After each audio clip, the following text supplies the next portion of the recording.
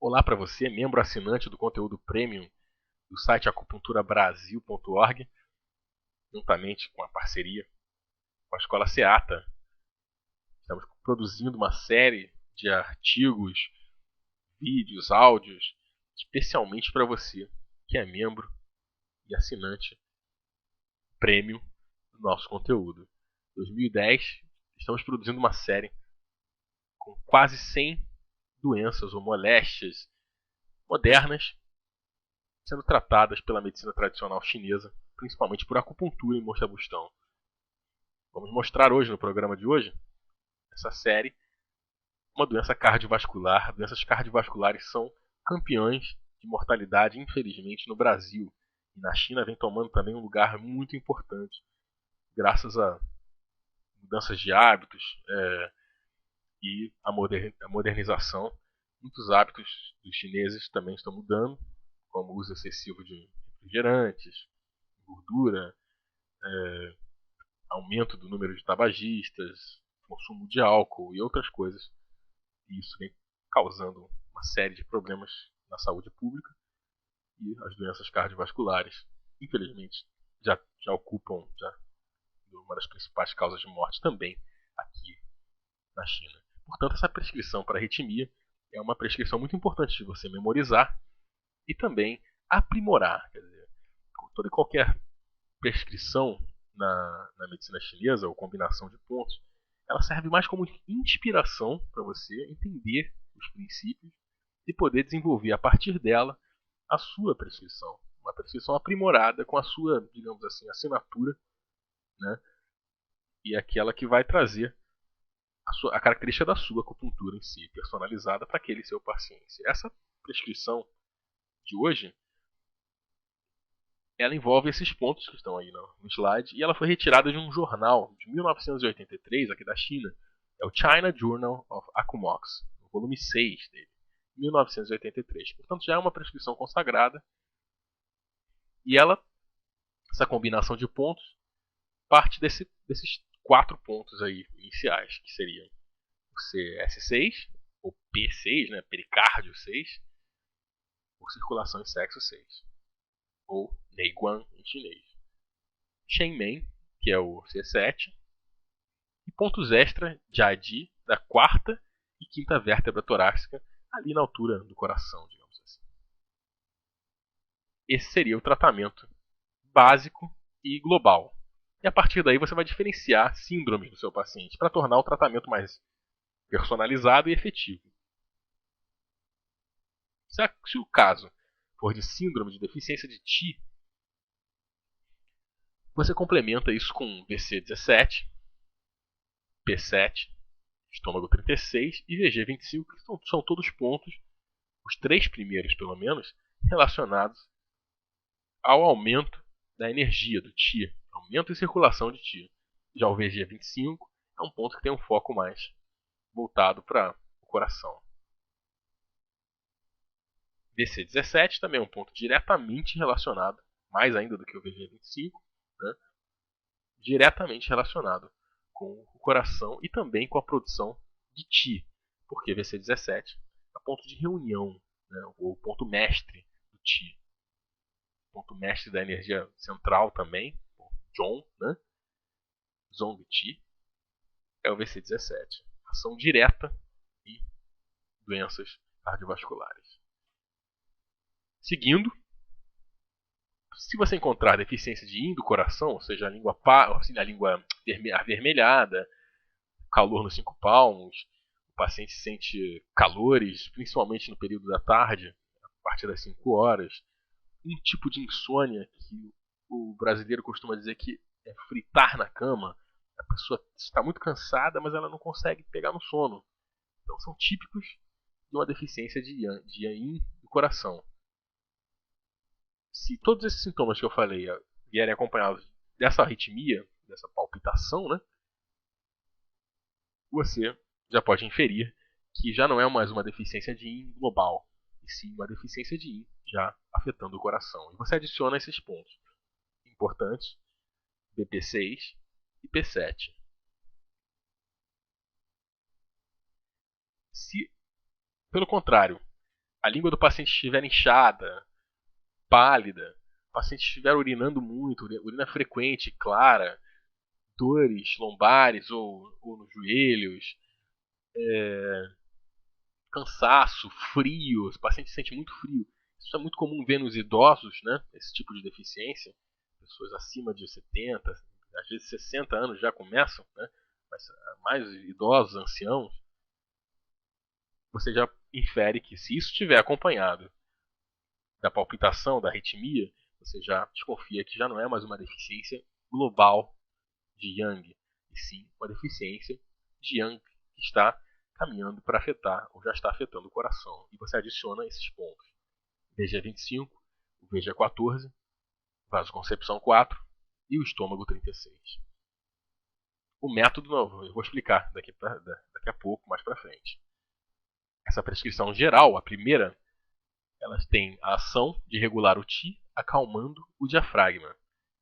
Ativa o sangue para drenar os colaterais e acalma e apazigua o coração e assim tranquiliza a mente do paciente. O termo arritmia ele não existe dentro da medicina chinesa clássica. Você não encontra esse termo em chinês, arritmia, em nenhum livro antigo. Você encontra sim termos que podem ser classificados como a nossa palpitação, ou um outro termo chamado palpitação assustadora, a tradução mais palpitação assustada, né? Seriam duas síndromes ou nomes escritos lá nos livros antigos com esse nome e que as pesquisas modernas elas indicam que isso tem a ser a nossa arritmia. E para cada uma dessas moléstias, né, dessas categorias aí, você tem determinados tipos de diferenciação própria de síndrome para saber a causa. Né? Então, mas de uma maneira geral, a deficiência de Qi e Yin, assim como a hiperatividade do Yang, são as principais causas da arritmia ou daquela palpitação ou palpitação assustada que está descrita nos clássicos. O coração controla o sangue e os vasos, e o Qi comanda o sangue. Então esse é um princípio importante de você guardar. Já entrando um pouco naquela prescrição, a gente percebe que o CS6 ele é ponto de passagem, ponto no do pericárdio. E o C7 é um ponto fonte, ponto yuan do coração. Então você já percebe algumas nuances, né, dentro da prescrição básica, da prescrição geral. E agora, de acordo com a experiência de alguns doutores, né, e de outras publicações, nós adicionamos outras sugestões para o tratamento de casos de arritmia. Adicionar o BP6, o F3 e o R3 quando houver uma deficiência de Qi e Yin. Qi do coração e Yin. Isso visa nutrir o Yin e acalmar a hiperatividade do Yang. Consequentemente, melhorar a questão da palpitação ou da arritmia. Muitas vezes, na maioria delas, você não vai ter a síndrome sendo causada por um só elemento ou movimento ou fase ou Zhang-Fu. Né? Não é só o coração que está envolvido na arritmia. Existem outras nuances. Às vezes é o fígado que está atrapalhando, às vezes é o rim, como nesse caso agora, que a gente agora há pouco comentamos. Então é preciso uma estratégia para que você melhore ainda mais o seu protocolo, a sua combinação de pontos, para que ela seja mais efetiva. Outra sugestão é adicionar VC17, bexiga 17, BP6 e P7 para tratar problemas obstrutivos do coração, como se essa palpitação ou a arritmia vier acompanhada de uma angina. Né? Isso visa regular o Qi, drenar os colaterais e ativar, movimentar o sangue, melhorando também a queixa de obstrução do coração. Né? VC17, essa questão de ser o ponto de comando do Qi, né? É ponto de assentimento também do pericárdio. Bexiga 17 é ponto que tem forte relação com o sangue, mestre do sangue. BP6 tonifica o Yin e tem uma relação, quando combinado com o bexiga 17, ajuda na produção de sangue. E o P7 entre outras coisas, é ponto de abertura do vaso maravilhoso do vasoconcepção, né? Mais uma sugestão de pontos: VG25, VG14, VC4 e estômago 36, ajudando a nutrir o Qi e tonificando o Yang do coração.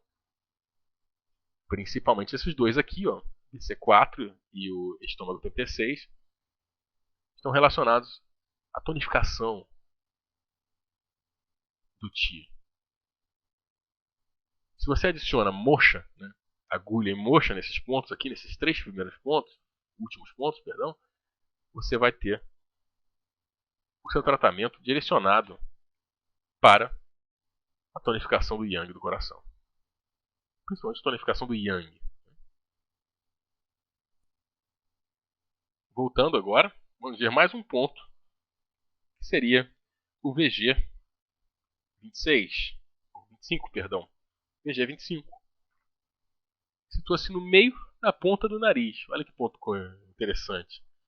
Pode ser usado para inflamação dos cornetos do nariz, rinorreia, mas alguns também usos relacionados à questão ligada à parte cardíaca. Hipotensão, bradicardia, choque, né? Uma série de atuações.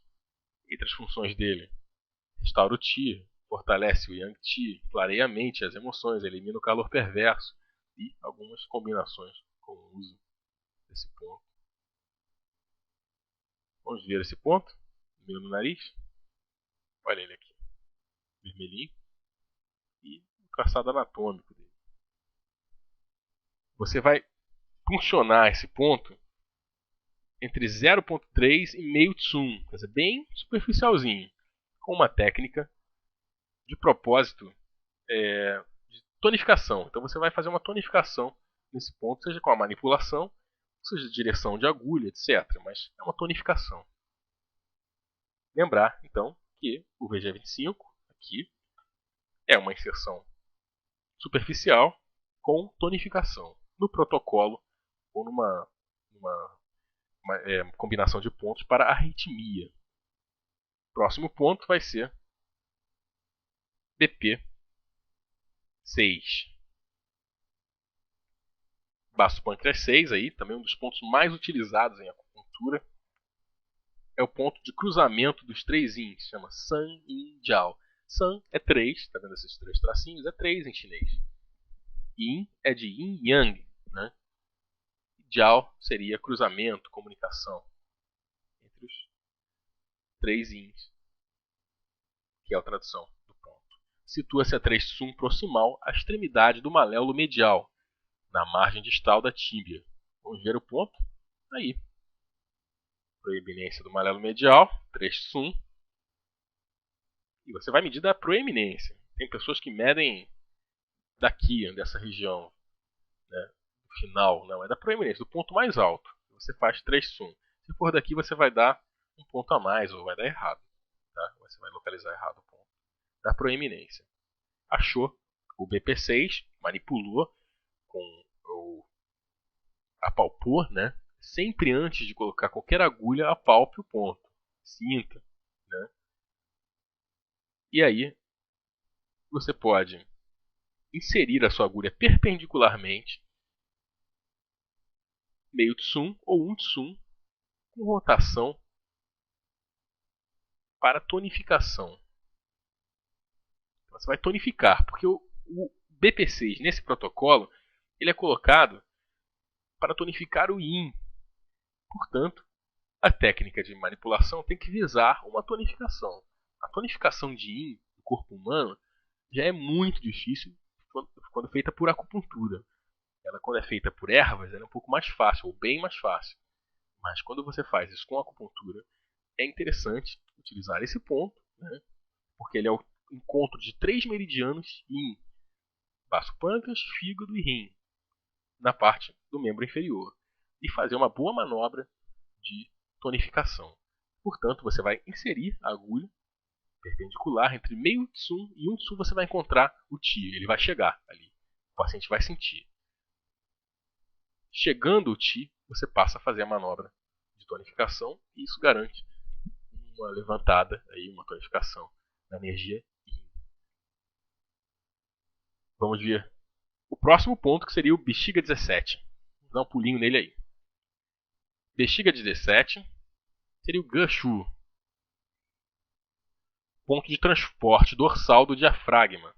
Ele é um ponto interessante, né, que é ponto de reunião do sangue também. Então é ponto Shu dorsal do diafragma, ponto específico de harmonização da energia Yang, localizado no diafragma e tem influência também no estômago. Situa-se a 1 tsum e meio da linha média, horizontalmente à margem inferior do processo espinhoso da sétima vértebra torácica. Sétima vértebra torácica, vamos ver aqui, visualizar, fica mais fácil. Veja bem, em azulzinho aqui a sétima torácica. Na ponta aqui, o VG9 como uma referência. E a 1 tsum e meio encontramos o nosso querido bexiga 17. Como você vai manipular esse ponto? Insere a agulha 1 tsum de profundidade em direção à coluna. Quer dizer, ela é oblíqua em direção à coluna. E aí, 1 tsum, não pode aprofundar muito, nem pouco. 1 tsum já basta. E geralmente aqui na região dorsal, nas costas, você não tem aquele choque que o paciente relata. Ah, deu o TETI. Não, você vai ver uma vermelhidão aparecer, né, ao redor do ponto. Isso é um bom sinal, é um sinal que o TI ele chegou. Quando você vê isso daí, você pode fazer técnicas de manipulação. Mas normalmente ali no dorso, você faz técnicas neutras. Deixa a agulha ali descansando. O próximo ponto é o VG14, vaso governador 14. Vamos dar um pulinho no VG14 e ver aqui como ele funciona. E finalmente aí, mais um ponto que é o vaso concepção 4, VC4. Localiza-se no ventre, na linha média, 3 tsum distal da cicatriz umbilical. 3 tsum distal da cicatriz umbilical. Visão anatômica e a área de influência do ponto, né, do baixo ventre.